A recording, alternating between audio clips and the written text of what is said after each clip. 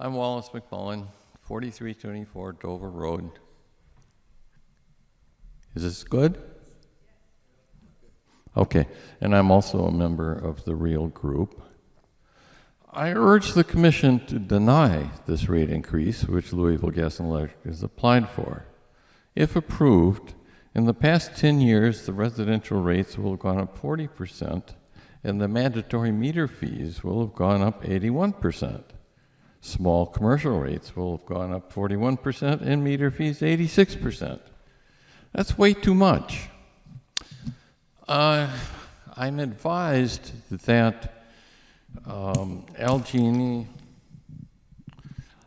is asking to have a settlement conference before you have the rest of these public comment meetings.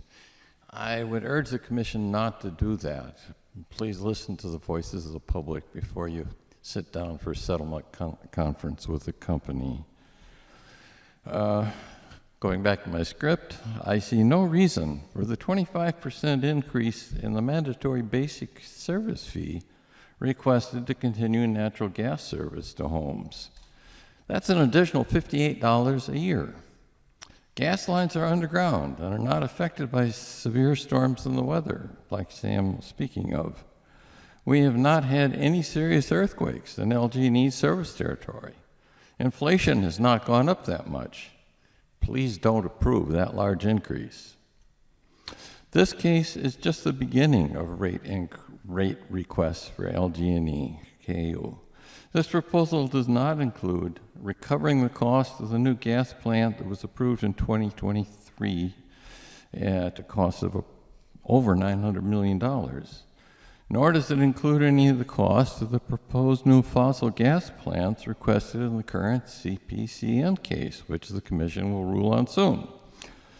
That means we ratepayers are facing an 11.5% increase requested here in 2026, and then another proposed rate increase in 2028, and possibly another one in 2030.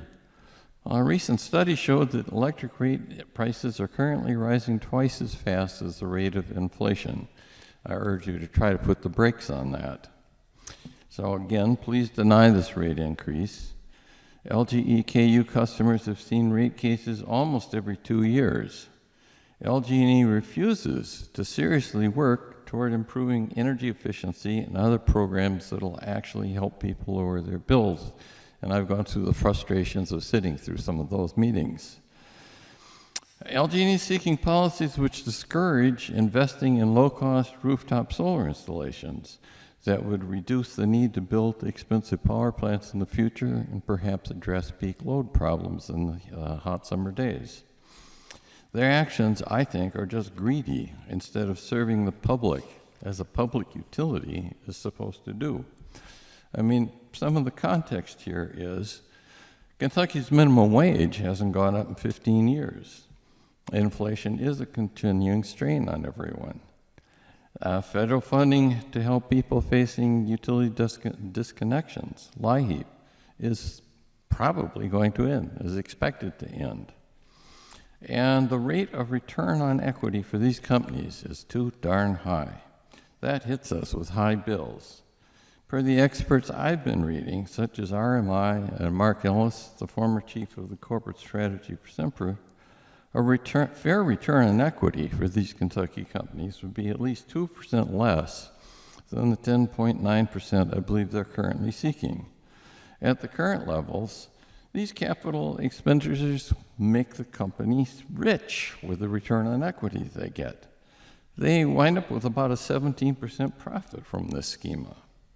I urge the Commission to critically examine the level of the return on equity for LG&E and reduce that level of return on equity.